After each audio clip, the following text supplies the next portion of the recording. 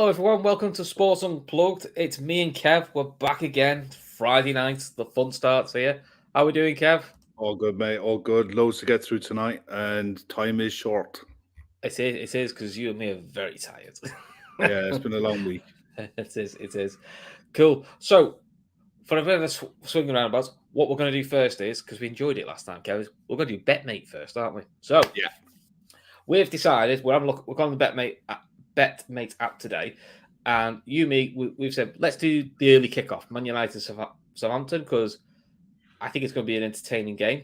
I think what we're going to do this time is we're going to pick the team now between us, and then once we've picked it, guys in the chat, we are then going to say, right, the first 5 people that respond get one player to swap someone back in.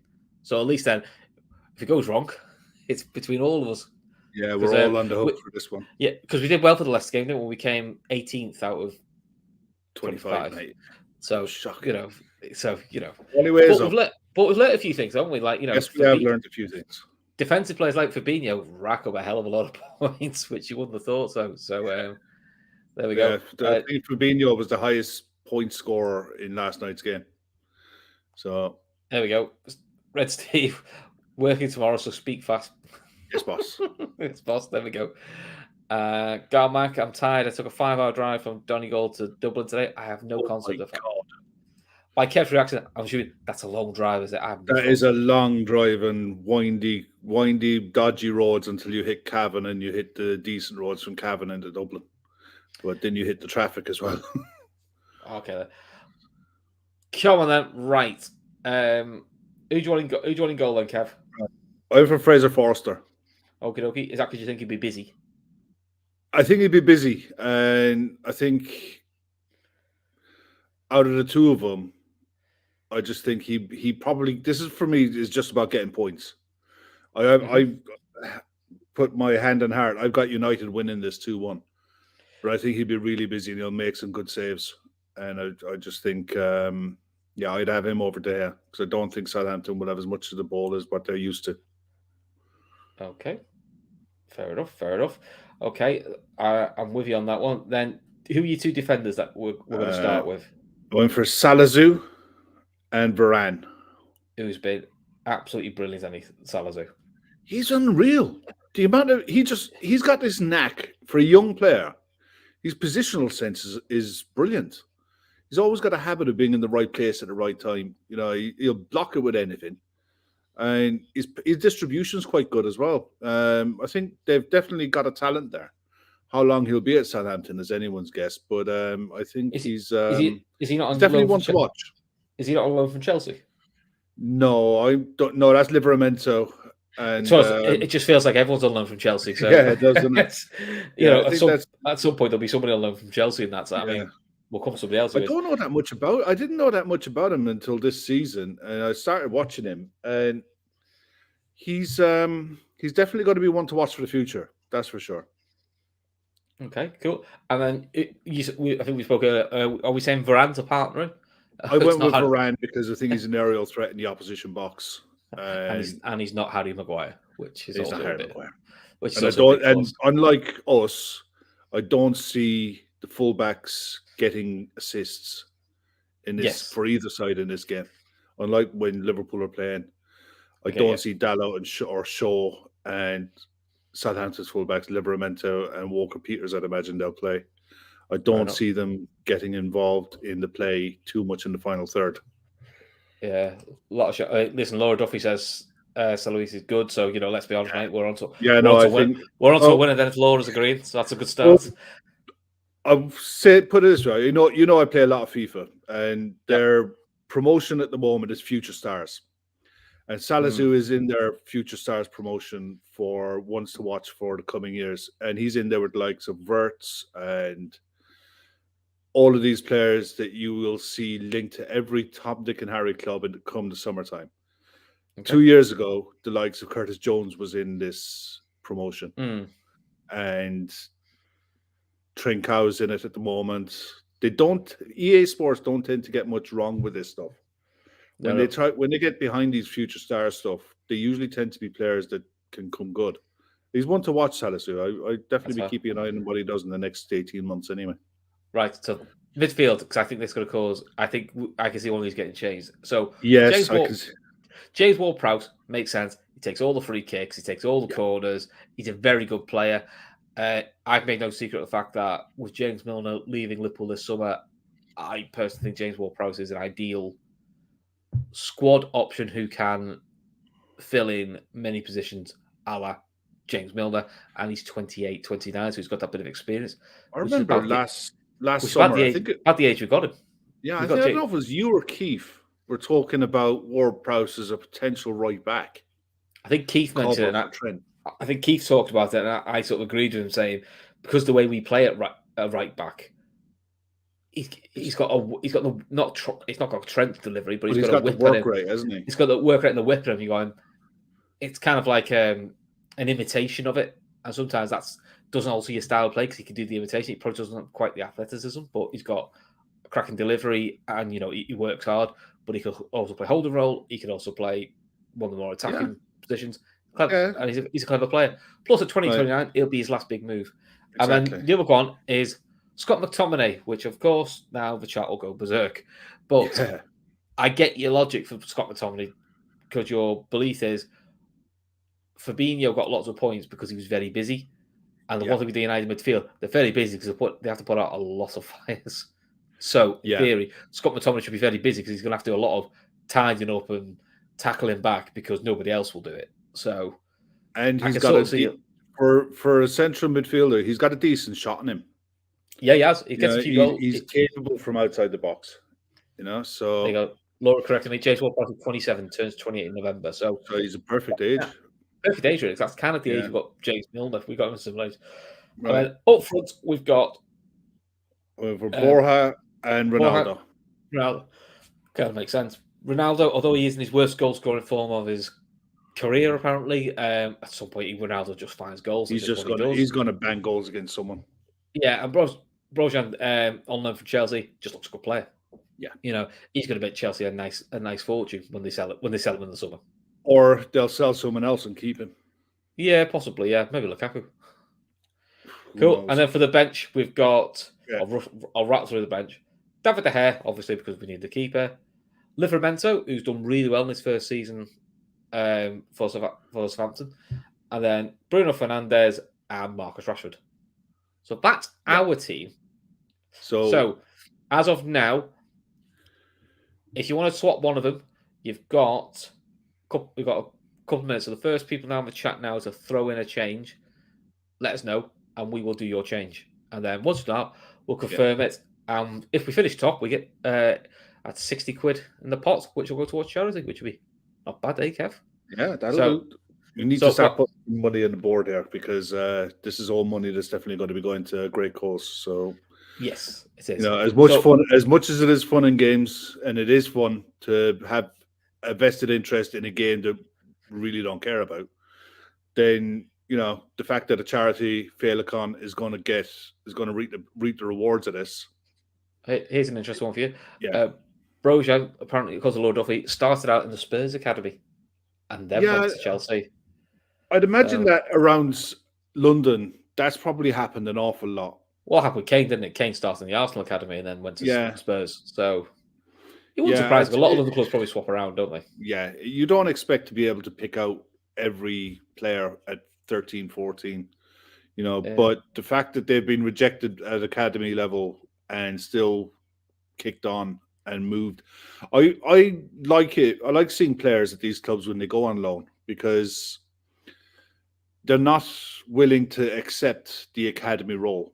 It's good that they're going out on loan. I can understand for some cases that it's not suitable, but I think it's a good way of doing it. And when the rules change around that next year, or next year or two, it's going to be interesting to see what happens with that. That's why it's good for Nico Williams. Yeah. Because he's definitely got talent. Whether he's going to be Liverpool standard is a bit up in the air, but we're only going to know now when he plays regularly. And look, he's playing for Fulham, who are dominating the Championship, which if he comes to Liverpool, we'll decide to dominate possession as well. So it's a similar pressure in terms of you will have a lot of the ball and you won't do as much defending. So let's see what you can do. And that way then we can do that. At the moment, nobody's coming with a change, Kev, and we're doing quite well. We've got a spot reserve timer of 10 minutes up according to the app. So we've got, look, if no one says anything in the next 10 minutes. No one says anything in the next 5 minutes, then we'll if we win, we've done really well. Throw that team in. Yeah, so if we win, Kev, you may have done really well. If we lose, you've had some terrible shouts, Kev. Yeah, it's my fault. fault. I'll take the blame for it. I'll take the blame for it. We'll swap roles next week. Oh, Laura, can I read the team out again? So, starters, Laura, and the rest of the chat is Foster in goal, Salisu, I just can't pronounce his name, Varane, Ward-Prowse, McTominay, Brozier, and Ronaldo. That's your starting time. And then your bench is De Gea, Livramento, Bruno Fernandes, and Marcus Rashford. So that's the team at the moment. Cool. So while the guys are doing that, unfortunately, we couldn't get an expert in, so this is why we're going to brush over this very quickly. Super Bowl the weekend. Yeah, Super Bowl. It's a shit. I mean, the thing is, I'm working Monday morning, so I ain't going to be able to stay up and watch the whole thing. It's 11 p.m. start because it's on the West Coast in Los Angeles. So, the game probably started midnight and halftime show, what have you. It's going to be going till 3:34 in the morning. It's definitely going to be one for the diehards, I think. Well, I think it sounds about right. Look at that. Yeah, there's a few around here that will definitely be watching it. I'll probably watch the first hour or so and see how it goes. But and Dicko's a big Bengals fan, isn't he? So obviously massive. He must be buzzing off this because is it their first final ever, or the first final? No, they reached the final. I think it was in the late 80s. Let's say it's a long long time. And the other weird one with this is last season Brady took Tampa Bay Buccaneers to the Super Bowl as a host city for the first time ever. And then it's like buses, two came at once. And they both, the LA Rams host city in their own stadium. It's weird. And the LA quarterback came from Detroit, 12 years of a plodding season, as a plodding career, very good career, padding out stats left, right, and center, but he's never won anything. And Rams are overwhelming favorites. Yeah, Laura, I agree with you. The halftime show should be amazing this year because it's, I think Dr. Dre, Snoop Dogg, Eminem. It's literally a who's who of the hip hop world, and it's a homage to hip hop music throughout the ages. It's going to be a cracking halftime show on its own merit. Okay, but I think it's going to be the romantic in me being Valentine's long weekend. I hope the Cincinnati Bengals win it because, they came from nowhere. They were the lowest seed in the playoffs and written off at every occasion. And there's no pressure on them. LA Rams, host city, big investment in that side. New stadium, huge amount of money. I think it's, is it the Kroenkes? The guy who owns Arsenal? Oh, in that owns case, LA Rams? Let's go for the Rams then, because let's be dream killers, because everyone hates them anyway. No, I'd hate the idea that Arsenal would be associated in any way, shape, or form. It'd be funny because they get even more wound up saying, "Look, they're winning something and we're not." You know how it'll go. Mary J. Blige as well, yeah, isn't it? Yeah. So Aiden has come on and said, "Get rid of McTominay. He's crap. Put in Romeo." So Romeo's in. Romeo's in then. Okay. Yeah, so that is now 1, 2, 3, 4, 5. That's 6 Southampton players and 1, 2, 3, and 5 United players. Now we'll see if this will go through because that is 1, 2, 3, 4, 5 Southampton players in the starting line, and I can't remember if you can have that many in the starting line. So let me quickly check the rules. I think it's 6 and 5. Yeah, so you can have 6. You have to have 1 from the opposing side if it's the same as last night. That's fine. So we're okay for the moment. So that's the only change we've seen so far. Now we did have another question on. Here we go. Ask how do we get involved in the thing? So you have to be based in the UK. So at the moment it's not available in Ireland. So unless you know someone in the UK, it's an app, Betmate. So if you download the app, and then basically there's just loads of pots Some of the pots you pay to go into. So the one we're doing today is a £3 buy-in. But there are free ones as well. And you basically pick your team. There's no spend limits. You just have to have a certain number of players from each club. And there's a big point system. Basically, if you finish in the top 5, you'll win money. Otherwise, you don't. But it's not you against the bookmaker. It's you against other fans. So it's a bit more fun. So it's a bit like testing your footy knowledge and all that. And we all found after the first game, players you wouldn't think would get loads of points fancy football-wise actually get a lot of points now. So it makes it a bit more interesting. Yeah. So the link for the app is in the show's description as well. So if you click on that, it'll take you through all the steps. But you need to be UK-based. The difference is the laws for betting companies, because it is a betting company, is different. They're a lot more stringent in Ireland. So, if you are going to do this, and it is a bit of fun, it is fun.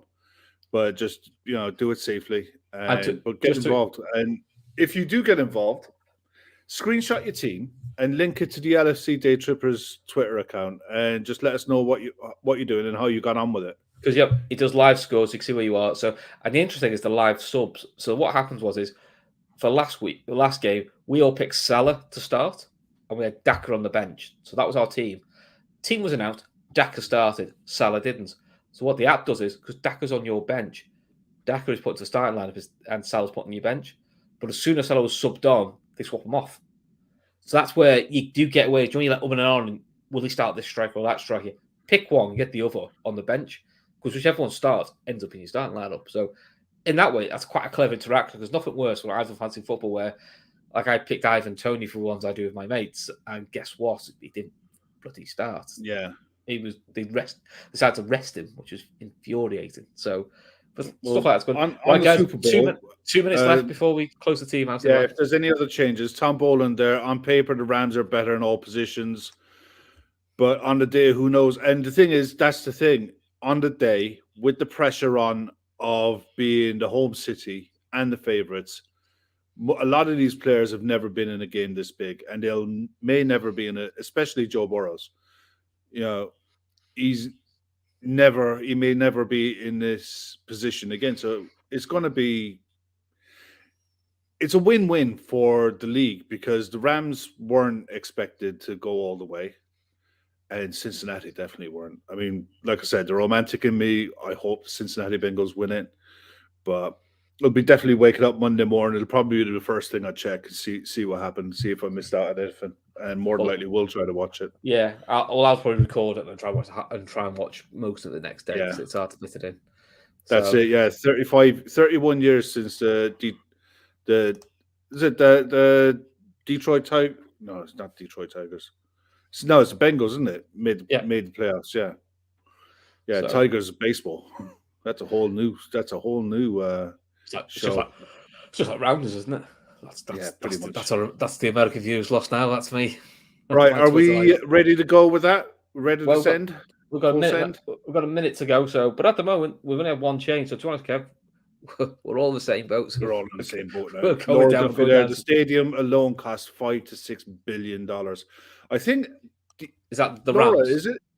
Is that the case that because the Olympics are in Los Angeles after Paris? So is that going to be the Olympic Stadium? That'd be an interesting one.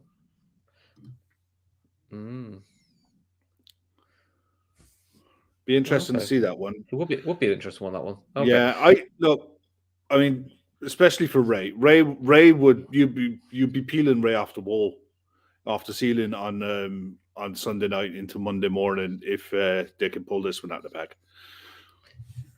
So it'd be epic for him. Right. I think we call it. So that's our team. So let's go through the team that we're going to do. So Forster in goal. Salois. It's how you pronounce the defender's name. Salisu. I always get his name wrong. I apologize. Salisu, Varane, Ward-Prowse, Romeu, Boja, and Ronaldo. We've got Ronaldo as captain. Who we have as vice captain? I go for Ward-Prowse. Ward-Prowse, vice captain. That's fine. And the bench is David De Gea, Livramento, Bruno Fernandes, and Marcus Rashford. And save. Yeah. And it's saved now. So there we go. That's our team that's our team sorted. So we'll talk. Too We'll late, talk about that. Adrian. We'll talk about that on Sunday. Adrian's changed his mind and said leave McTominay there instead of no. Sorry, dude. Too late, mate. It's gone now.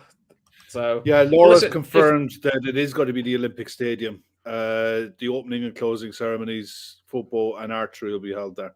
Oh, cool. But the other thing is, though, if Romeo doesn't start, then they'll throw Bruno Fernandes instead. So, Exactly, yeah. Could be win-win. Who knows? Could be win-win, yeah. Yeah. So you never know 97. Ronaldo's captain. He hasn't scored in 6. It's going to happen at some point. He's due. He just, he will eventually get it right. He will score. Eventually, he will score again. Just out of pure badness and spite, like he's going to boil my blood in a weekend, like he will. Yeah. So. They're all getting upset with Ronaldo as captain, Ooh. I know, but look, I'll live. Betmate, brave choices. Oh God. Well, you got to be in it to win it. Oh, that sounds. We might. Are we going to get lower than 18th? Probably. That's all right. It's all on me. I'm the one who's going to get the stick on Sunday night. So yeah, and then if it wins, it was a joint effort.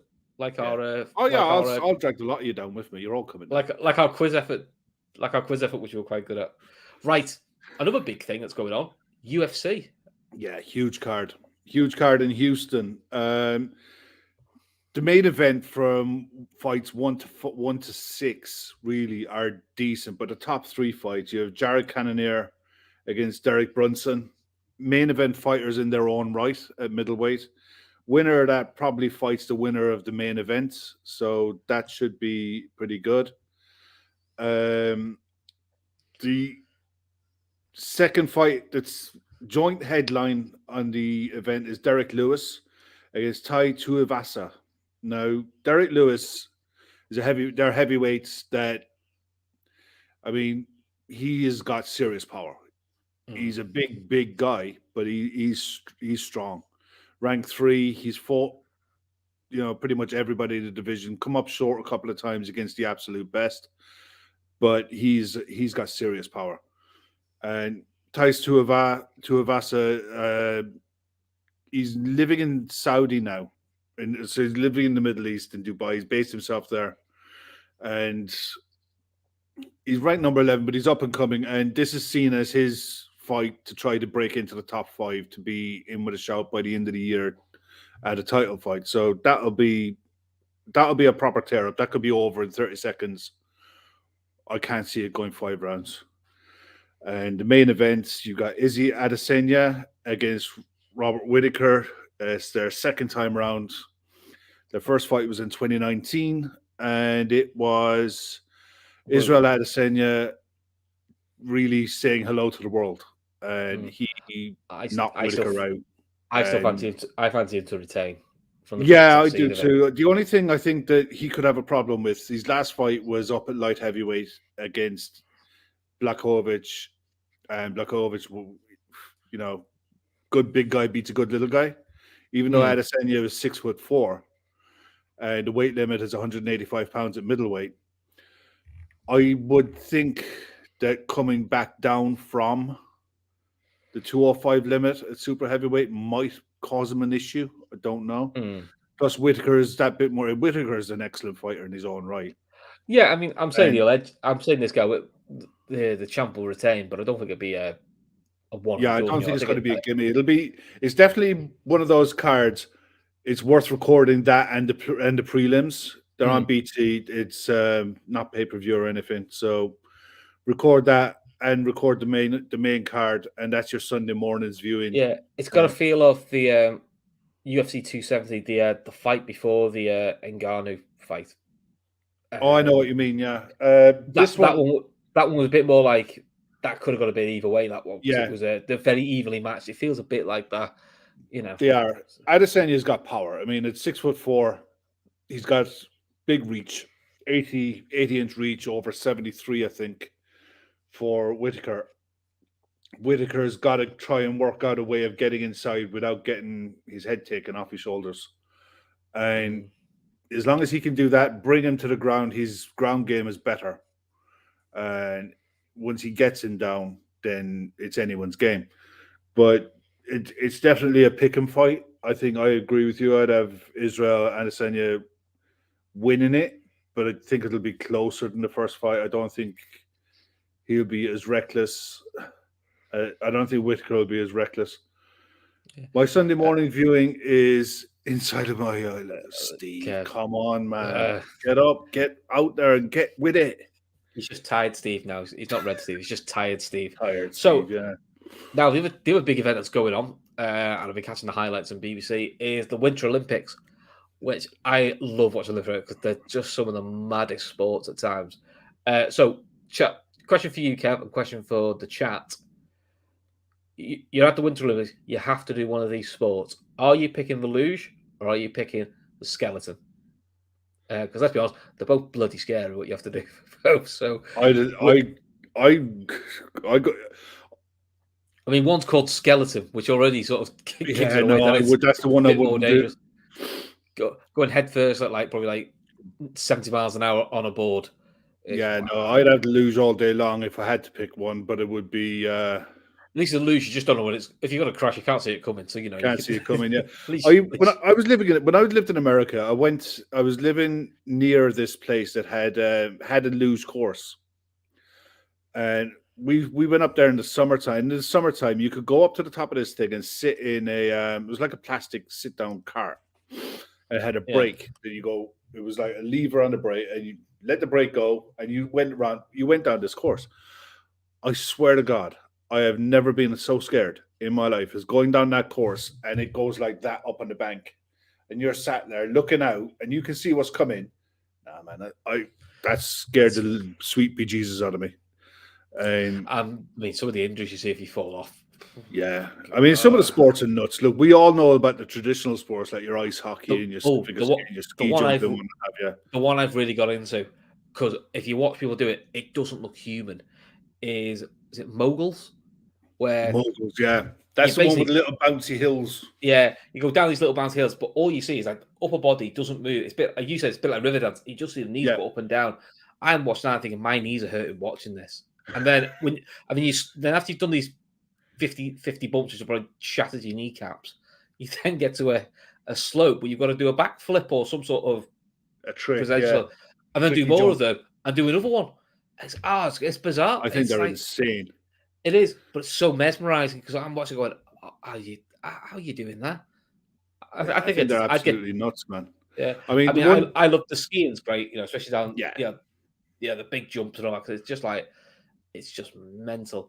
Yeah, look, the one big story that came out of the Winter Olympics today was the Russian figure skater. I mean, she tested positive for a drug that apparently helps keep your heart rate to an even flow.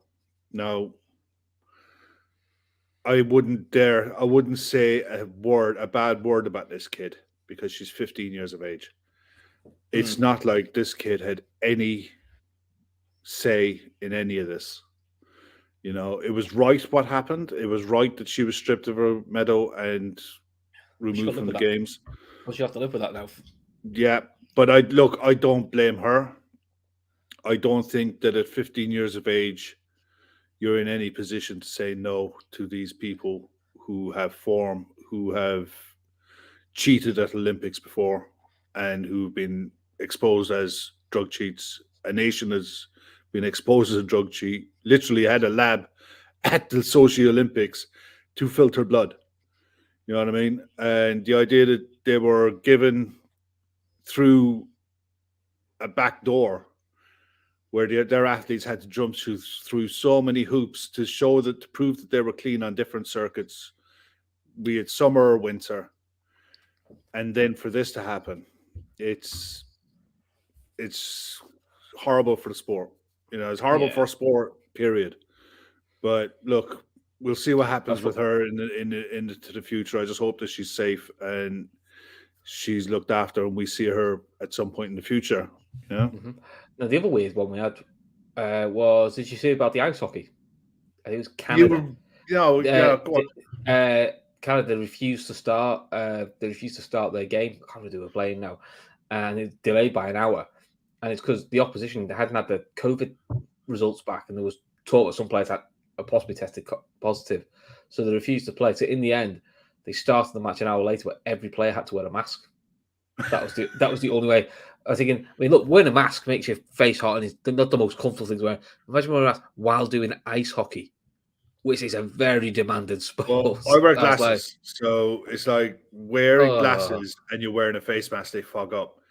If you're And wearing then a mask and you've got one of those hockey visors over your face as well, that could have been hilarious. That could have been absolutely hilarious with flying sticks involved. Oh, yeah. Man, I might have to actually YouTube that to find out what happened. Oh, but definitely asking this. Did you see the referee getting cut by an ice hockey player? No, I didn't see that. What was that one about? Give us a bit more information, Barry. That's one for me to YouTube later. So interesting. But listen, we will talk more about Winter Olympics next week when it gets a bit more to the business end of it. But I just look at sports where I've never seen, but I've been like that with Summer Olympics. I try I try not to watch the traditional sports that everyone watches. I try and watch things like handball or even the basketball where it was 3-on-3, just a bit different. I can see footy. I can see the athletics part of it. I can see all them, and they're interesting. But I like to try and watch at least one sport that I don't really know a clue about. It's going to be interesting for the next Summer Olympics because I said it last week when I was on with Keith. Boxing, this Olympics in Paris could be the last Olympics that you see boxing. Why is that? Because so many decisions are dodgy at best. I mean, even going back to Rio, some of the judging at the Rio Olympics was an absolute thundering disgrace. And there's no consistency in it. And the IOC are basically questioning the IFAB governing body. And they're basically turning around and saying, look, we're not going to give you accreditation to compete in the Olympics anymore. So, yeah, that's right. It's not just boxing, weightlifting as well. Weightlifting has always had a problem, but that problem is fairly obvious, for years. As far as I know, Jonathan, the top medal count at the minute, I think Germany are topping the table. I've got a list here. So Germany are top with 7 golds, 4 silvers. Norway is second with 6 golds, 3 silvers, 5 bronzes. Flipping heck, that's some going there. Netherlands have got 5 gold, 4 silver, 1 bronze. They got loads in the speed skating. Again, if you see that speed, it's wild. That speed skating, I love it. But you might have, especially when it's like the 4-on-4. Just if in doubt, I just take him out. If I'm going down, it's like the cycling, isn't it? It's like the cycling. The track cycling at the Olympics. I love watching that as well. It's really cool. Some of those falls to do a speed skating, like wow, they're a bit vicious. 4th is Sweden. 5th is Austria. The surprising one is 6th is America. I think people thought America do a bit better than they are doing at the moment. And Great Britain, Ireland. Yes, it doesn't actually go down that level. Yeah, no. So we're concentrating on summer this year, aren't we? I think we had someone. Ireland had a skier. I think he finished overall 12th. I know for Great Britain, she didn't qualify. They had one of the skiers. She just missed out on qualifying for the finals. But this was after she missed the pre-seasons because she fractured her heel and missed. Was it 18 months it took her for a heel to. Yeah, that is really, really nasty. I mean, breaking your heel's pretty hard to do, and they always say it's one of the hardest injuries to repair. And so fair play to even actually get back competing because that was. Yeah, Reclaimer, the boxer you're thinking of is Michael Conlon. Michael Conlon that was absolutely robbed in Rio. So what we're going to move on to now is I'm going to get my pillow because you're going to talk about Six Nations because I openly admit I don't watch rugby union.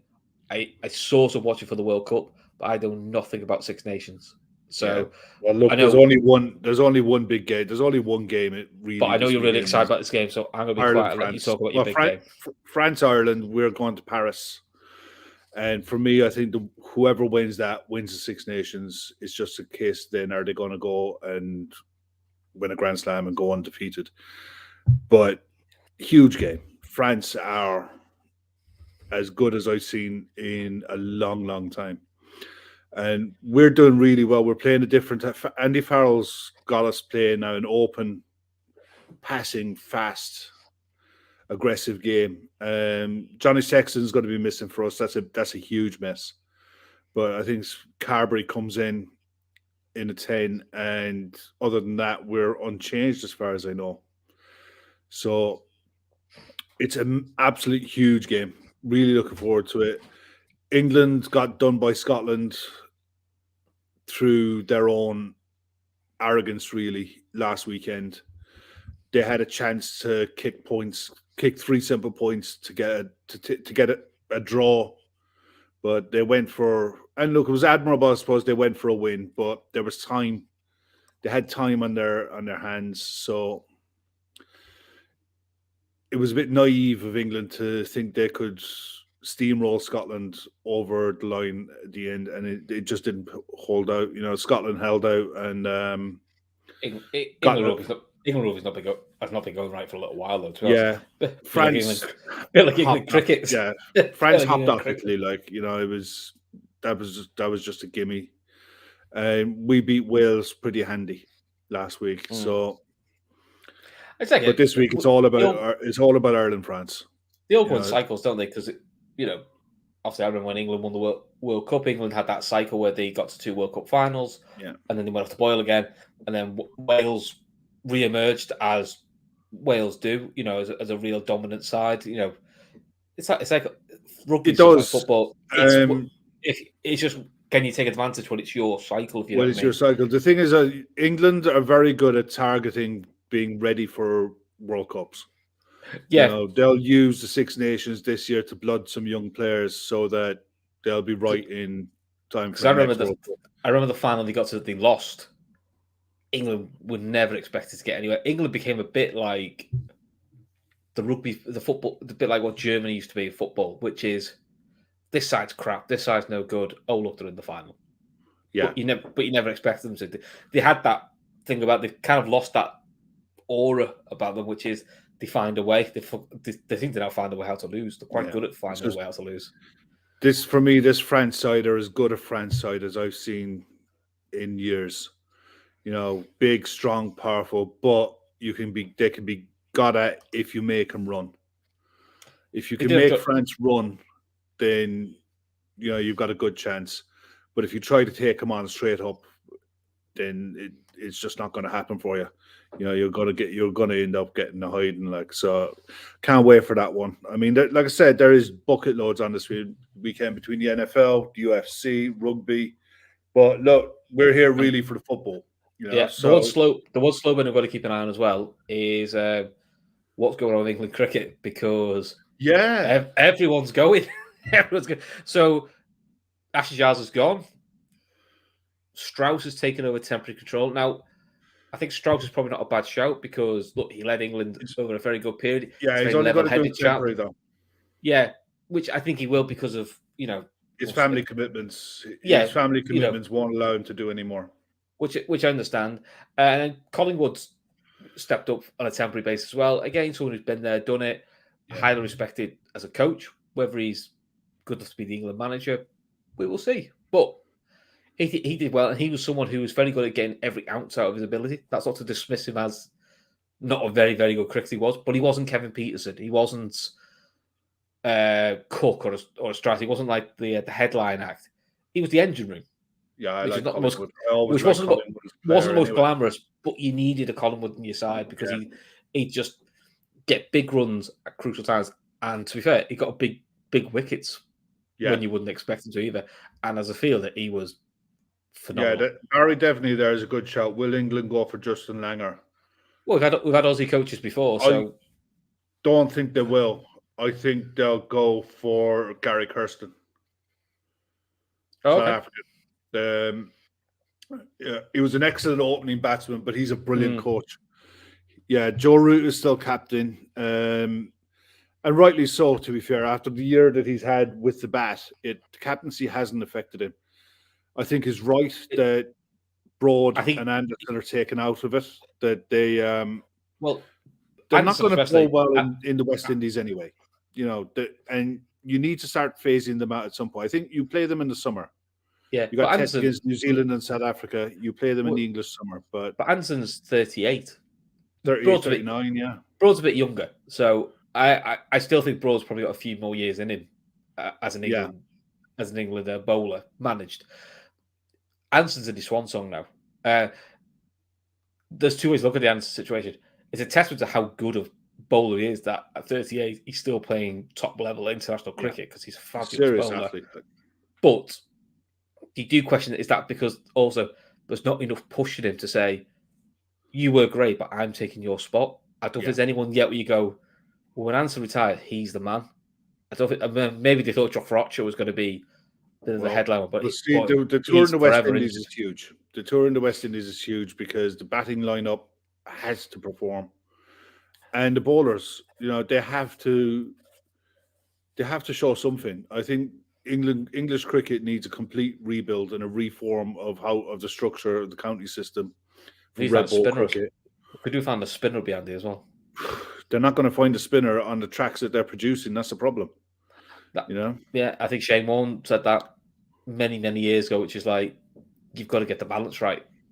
Because England produced lots and lots of fast bowlers.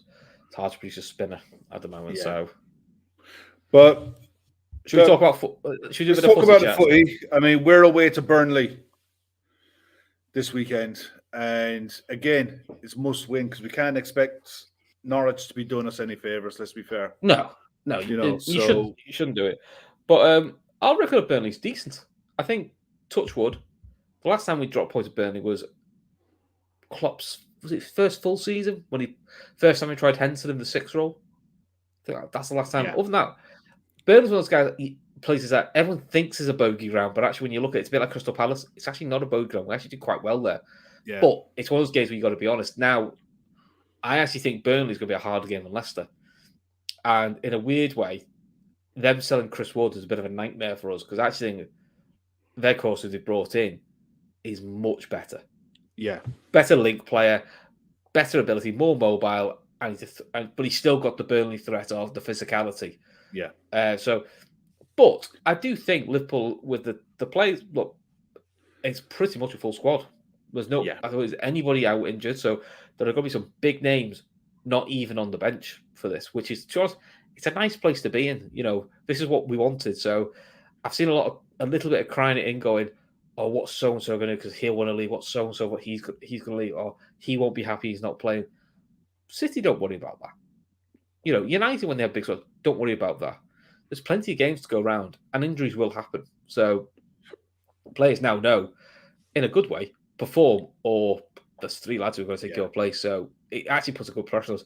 So should we do starting lineups? Do you want to do? Yeah. So I think we were fairly similar. I think we're actually, weren't we? Pretty much both picked the same team because you named your team, and I was like, I think bar one, maybe I think that was it. Yeah. So I've got Alisson in goal. No surprise there. Back one change to the back 4. So I think Konate comes in. No, there's nothing. No slight on Matip. Listen, Matip touch wood. His fitness has been fabulous this year. But Thursday, Sunday feels like you're pushing it, and I think they'll want Matip experience for the Inter game. I do think Konate, this sort of game will suit him. He needs to be strong, needs to be physical, all the things that he's really good at. He's very good in the air, and the pace around him is helpful. I think midfields we see a lot of changes. I think the only one who stays on the side is Fabinho. Yeah. Again, I think Thiago is rested because, again, just back from injury. Thursday, Sunday, you're probably wanting for the Inter game. So I think he comes out. Jones, I think he was solid. I know certain amounts of social media think it's the worst thing that ever happened. I think he was solid. But again, a lot of donkey work, a lot of running. He's played a lot of back-to-back games at the moment. So I think that's the area we freshen up. So I think Henson comes back in because I'm convinced if that was a better side we were playing on Thursday, Henson would have been playing. So I think you go Henson, Fabinho. I would go Keita because in the AFCON, I think you still need that little bit of a creative spark with Thiago going out. So I think Keita gives you that. Yeah. The only one I think you could probably play is maybe Chamberlain. Yeah, I ummed with Chamberlain. Yeah, I think you could play Chamberlain, but I think I wouldn't be too disappointed if Naby played. I like Naby in the side anyway. He's been pretty good when he's played this season. He doesn't tend to go missing in games. He's and he does like to. He's capable of running in behind forwards. and I'd like to see a bit more of that from him. Yeah, Clay was saying Klopp's left Mo out in the past 3 games against them. Yeah, he has, but he's just come back from the AFCON. So I think Salah starts this one. I think that was the agreement, is that you'll start one, you're benched for the other. Yeah. And I think this is probably the one to start him. I don't think he does a full game. I think he probably does an hour. And I think Jota and Firmino get another run out. Yeah. Jota, because he just can't stop scoring. And Firmino does well against Burnley, but I don't think Firmino's going to start against Inter Milan. I think you give him this game, and then you tell him he's getting Norwich. And for Diaz, brilliant start, brilliant debut. But again, it's just into the country, just getting used to England and how we play. I think throwing him into Burnley away after 2 days later, I don't know if that's a bit of a risk.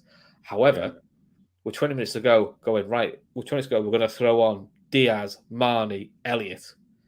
If you're Burnley, you're going, I just can't be arsed with that. Yeah. Yeah, I think Rory Fitzgerald there, he's got a good comment there if you want to throw that one up. Let's get up. Go on, you read out. Yeah, I agree with Keita. If Fabinho is central, Henderson is right centre mid, Naby is a natural left centre mid, so you can see that. Then Elliott sub on to replace Henderson after 70. I think spot on. Yeah, that's what I think. Spot on, Rory. I think that's what he'll look to do. Yeah. But I think Mane comes in to replace Jota or Mo Salah for half an hour, and I think Diaz probably gets the last 20 minutes, half an hour. But I mean, put it this way: if he turns around and goes, "Oh no, I'm dropping Firmino, I'm going to start Diaz up front," no one's bothered. No one's bothered, and it wouldn't surprise me if Kostas Tsimikas might play as well. Yeah, possibly. I wonder if he's going to ask Robbo to do 3 back-to-back, and Kostas gets Norwich. I think Norwich, but see, I think Norwich is the one where you see quite a few changes. Norwich wouldn't surprise me in a game where Virgil doesn't play. Yeah, potentially, yeah. And I mean, we can take certain gambles, but I would hope that. Listen, Burnley looked more difficult to beat recently. I mean, but the United game was weird because although it finished 1-1 and Burnley second half blew, first half United could have been easily hopped off them, 2 or 3 up. And look, Nick Pope being Nick Pope, he's capable of those madness games. Like kept him in it because he's a very, very good keeper. But it was one of those games where you went, look, on another day United could have been 3-0 at half time. So that's where Liverpool again have probably got to hit early and stomp the lead in. I think if Liverpool get to a 2-0 lead, I think Burnley will go, look, lads, let's do damage limitation. Goal difference is a big thing when you're near the bottom. Move on to the next game. Yeah. And I think that's what you need to do. You just need to kill the hope out of Burnley. The longer it stays 1-0 or 0-0, that's what it is. You're saying Trent needs a breather soon. He probably does. I do wonder if Norwich is. I think Norwich could be the game where you might see a couple of big names on the bench. Yeah, it wouldn't surprise me if you see James Milner playing right back in that game. Yeah, which, of course, social media is what it is. We'll lose the rag because... Yeah, but look, I don't care. I mean, at the minute, we've got to match what City do in the hope that one weekend they do make a mistake. The interesting one's going to be Leeds. That is going to be the interesting one. Yeah, this is what I mean. There is some important games this weekend. There's 2 in particular. I meant us, the Leeds before the cup. The Leeds game, yeah. I was just looking at the rest of the fixtures because what score do you think? For our game, I'm going 2-0, Salah and Jota. Yeah, I went 2-0, but it wouldn't surprise me if it was 3. But look, Weghorst is a threat. Virgil will know him from playing with Holland, and he'll know all about him. It's his movement to come in short and to drop into midfield and link the play and go, which is where Fabinho. Which is what he's really, for a guy who's 6'6", he's very good at it, and his weighted pass is pretty good as well. When you watch him, you'll be surprised, and I guarantee you'll say there's a bit of the Crouches about him, which is a good thing. Which is a good thing in a good way. He's that type of player. He's capable of doing some crazy things, But yeah, so we'll see. Let's go through the fixture. So anyway. Yeah. So the early kickoff, United Southampton. Now, last time United were at home to Southampton, they slapped them 9-0. Mainly Southampton to go down to 10 men, but Southampton were atrocious. So, but Southampton on the quiet. I've got some big results here. They've got 2 draws against City. I think they beat Tottenham, which was a very wild game. That one, very wild. But from what I saw, the highlights deserved the win. They did. Yeah, they I think they had over 20 attempts on goal. Yeah, which is again, we'll come to Spurs, very very un-Conte team like, because Conte's teams don't to allow that many shots. Yeah, to not have as much of the ball is a Conte trait, but they don't give it. They don't Conte's that many chances. Now Chelsea had better players, but Conte's Chelsea didn't give you any hope.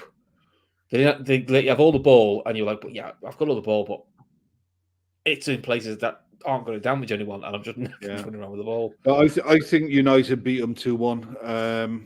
I've put 2-1. It wouldn't surprise me if Southampton got something out of this though, because Southampton on the quiet, they've snuck up to 10th. So, and they've got lots of they've got lots of good players that going to do well. Walker Peters, I think, is really good.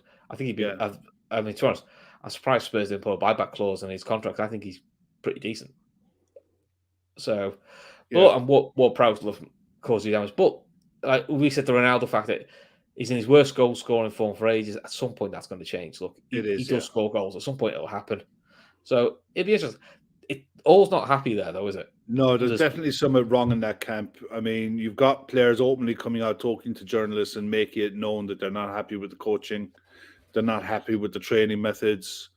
But I wonder if you've often seen managers are getting the chop over dressing rooms, and United have formed for it. So, but if he's been told he's being captain after this season on a 2-year consultancy deal, he's not going anywhere. It depends. I think the Glazers are so weak as owners. I think they're bowed to fan pressure way too much. Yeah, but I do wonder. Have way too much influence on what happens inside that club. But I do wonder if, in some ways, this almost helps United go in like the ones who are whinging. We know they're the ones to move, and move quickly for the new managers coming. So when new manager goes, these ones are off because these are your problems. Yeah, bring in who you want, but these are off because these are causing you. These are the ones who are causing us issues. Yeah, I think they're problem. Basically, probably what Leicester want to do, because I think Leicester have a similar problem. They probably don't need the manager coming out saying, "Don't worry, I'll get better players in the summer," because you kind of knackered your team a little bit there.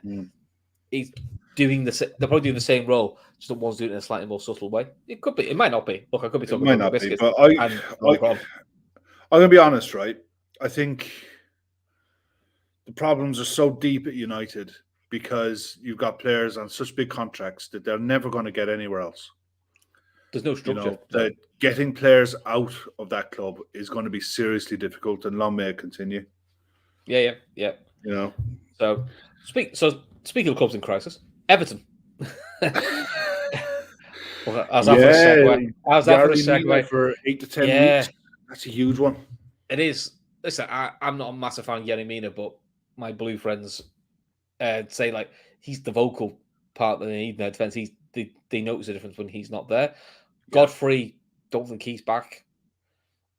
Gray's definitely missing. Don't think his injuries is bad.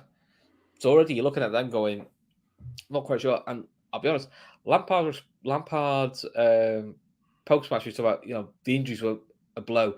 He wasn't very confident about the lads he brought in. Oh, he's not played much, or it was almost not sure saying they're not good enough. So that wasn't ideal. I think the thing is, you look at Everton on paper, they shouldn't be where they are. All right, they shouldn't. They shouldn't be in the kind of trouble that they're in, but they are, and they've had 2 very good managers in the door in the last 2 years, in Ancelotti and Rafa Benitez. And the easy excuse for Rafa was, he's a red, he's this, he's that. That has nothing to do with what happens with training and what happens with players taking information in and putting it into a game plan. That has absolutely nothing to do with anything. It's just an excuse, and you give players an excuse and they'll hold on to it for dear life. They're brought in players that you'd think have a point to prove, but do they have the bottle? Do they have it in them? Do they have any bottle or fight left to go and prove it? Because Van der Beek is there for 6 months and he knows he's leaving at the end of 6 months. He knows he's not staying there. What's he going to do? But Van der Beek, does he use that as his, I play well at Everton, that gets me the move I want away from United. Whether that is back to Ajax, Italy, Spain, another English club, wherever he wants to go. Oh, listen, he may want to stay at Everton. He may actually find he's quite happy there. Yeah. Ordinarily, I'd say, yeah, that's right. But then you look at Jesse Lingard. Look at what he did at West Ham, and then he's rotting on the bench. Yeah, that's true. That's true. It's like, do I really? And if I do anything, I'll go back there, and they're just going to leave me out again. I think they're in a huge mess, and Leeds have found form. They've got players back. They're only really missing Bamford now and Calvin Phillips. Still too big. I don't see what people see in Rafinha at 60 million or 70 million or whatever. I don't see it. I think he's very overrated. I think he's a good player, but he's a good player at 30 million. Okay. I just do not see him as a 60 million pound player at all.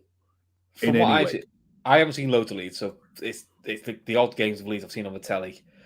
I still find that when it gets tough or the game's not going the way it should, I don't think you see Rafinha. Listen, Dan James, I'm not a big fan of. I think he's okay, but I think he's just okay. Yeah. But he always steps up. Like the Villa game, he was impactful in that game. Yeah. And made his presence known when the shit was hitting the fan. Llorente does that. So that's where I'm thinking like that's kind of what you want those players to do. Harrison does that to a certain point. Rafinha for me, I'm just like, but again, is it if he was in a better side, would that help? I don't know, but I mean, listen, maybe that's the reason why Diaz was off. Yeah, I think G10 is Callum in disguise. She says I'd rather see Pedro Neto. That's fair enough. I agree with you. I'd rather see a play with two knees, but that's me being picky. I think Leeds go to Goodison and get a win. I think they beat. I've got two on Leeds as well. I just look at Leeds and I think they're getting players back at the right time, and this is a 6-pointer. Make no mistake, because Everton are getting dragged into this conversation now. G10 saying no, I'm not. Well, but they're getting dragged into this conversation whether they like it or not, along with Brentford. The other thing I would say, G10 is if you were Callum, that's what you would say. So I think G10 is Callum, but he's going to change his name to it. I know Steve's changed his name to Tired Steve as well. Fair play, Tired Steve. But we'll go over the crap ones. Watford, Brighton. Watford, Brighton. Last on match of the day, I think. I've got a feeling for a 1-1.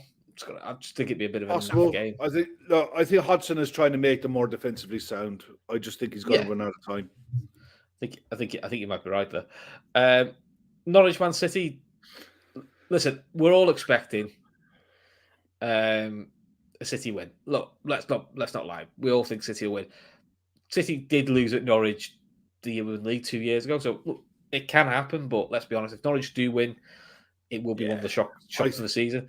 I will say, though, under the new manager, they are more solid and they are starting to pick up points. Not surprised us. They are picking up points in games that you think they might.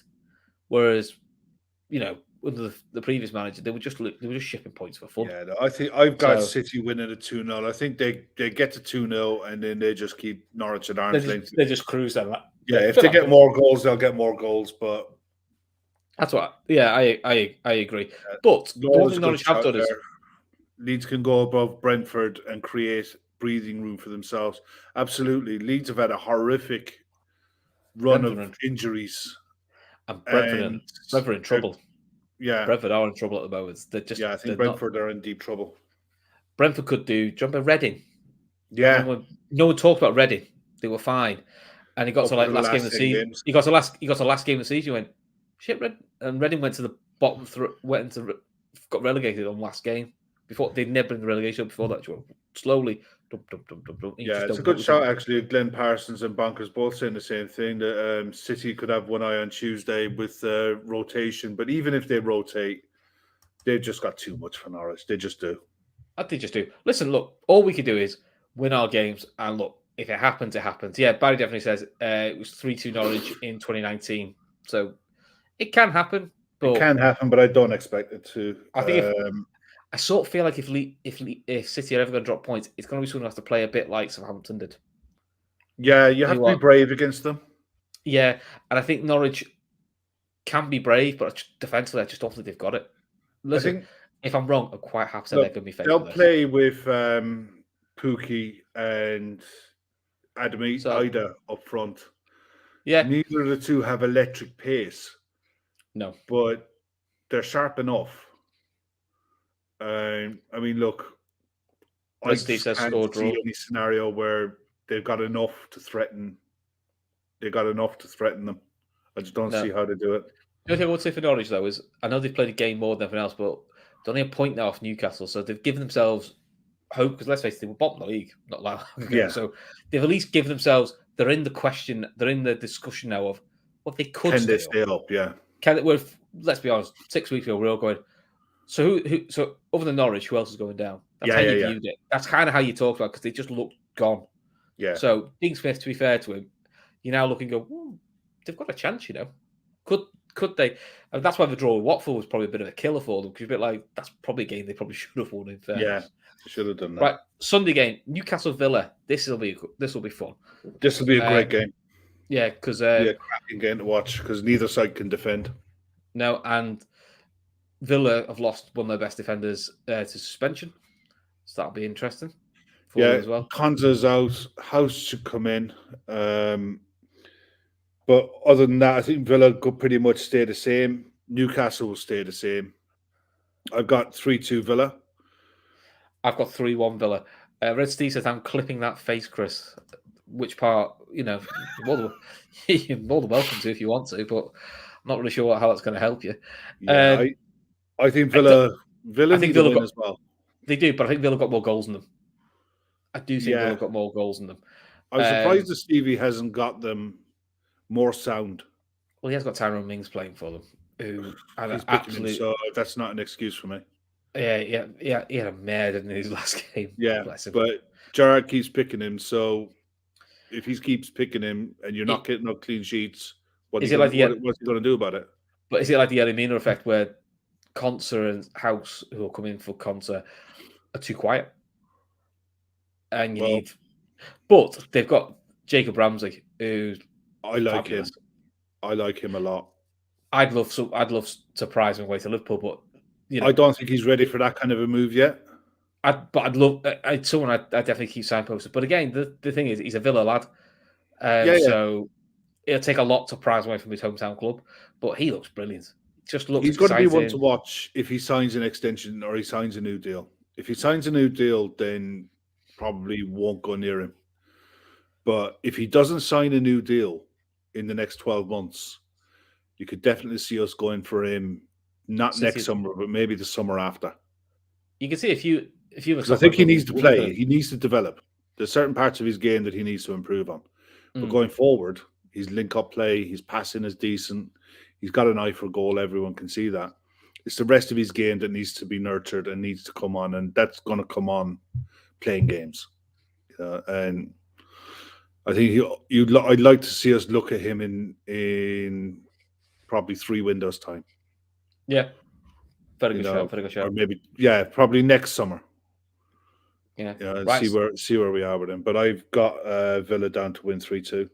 I've got 3-1. So next one is the Nuno derby, Spurs versus Wolves. So this will be riveting. This will be like watching paint. It could be I think it'll be an absolute snooze fest. 1-1.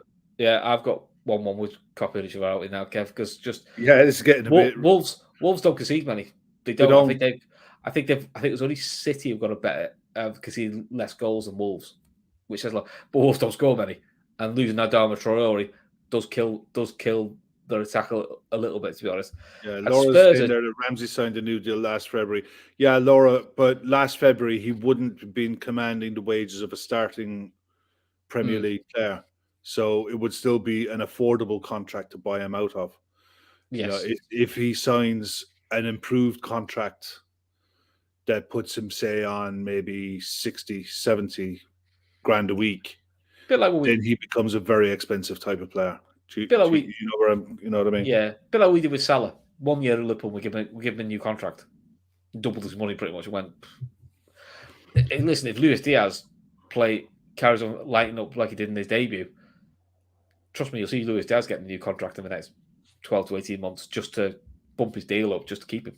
So, but yeah, no, Spurs are just very erratic. Listen, they've got new players, so the new players are going to take time to settle, but, you know, they're just very capable of throwing that sort of Southampton performance in at the moment, and then they'll do a really good one. So, you never quite know what you're going to get with Spurs. The good for them is Kane looks like he's finding form again, which is good for them. And Son. You know, and Son, which, listen, that chase for top four is wide open. It is wide open. United could get it, West Ham could get it, Spurs get it. To be fair, Arsenal are still in the conversation for it. Are in the conversation as well, yeah. But I think Arsenal's disciplinary. What did you make of that? The Martinelli one the other night. Did you see it back? I did see it back, and the fact Robbie Savage and Rio Ferdinand hated it made me like it even more. It's very rare it happens, but he's clearly going to get yellow card for getting a push because he pushed the guy in the face. I was fine with that. I did think the second yellow I thought it's a bit harsh for a second yellow, but Michael Owen very rarely makes a good point. But he said if you saw them in isolation, you take back to yellow card, the Martinelli one, and there's this like unwritten rule that they go, well, second yellow has to be a higher threshold. It doesn't have to be. It's not in the rules. No. And Michael Owen openly admitted, players will think, well, I know I'm getting a yellow for that foul before, so this is a free hit because he'll never do a second yellow. And they all admitted that they think it's the free hit. Yeah. I think the referee got it spot on. He was absolutely spot on. It was good to see. Yeah, because me and you had a discussion about the Salah one, the Salah non-penalty, because I've watched it back and thinking I definitely read it wrong. Because I think I don't know if it's a rule, but it seems to be given that if the striker gets a decent enough shot off, they never pull it back for a penalty for a late tackle, but they will do midfield.